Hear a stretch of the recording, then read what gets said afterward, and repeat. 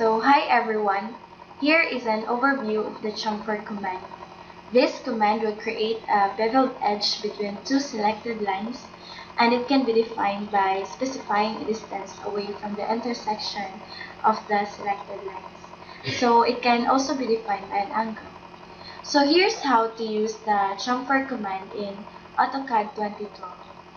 First, in the Modify panel on the Home ribbon, click the drop-down list where you find the tools Fillet, Chamfer, Blend, and any other command.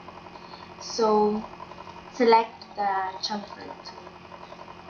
For this, I used a rectangular shape object, and notice that the options that are available in the command line are undo, the polyline, the distance, the angle, the trim, the method, and multiple.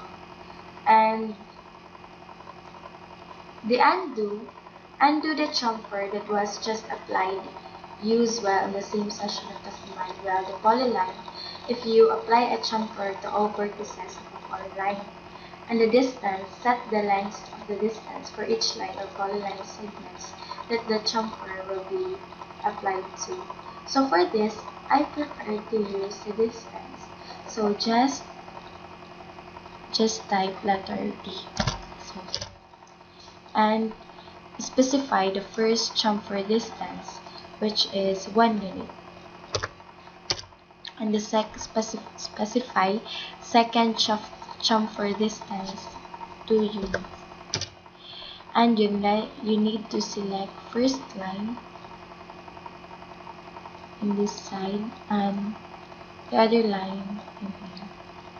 So here's your rectangular object which is being chamfered. So thank you, and that's all.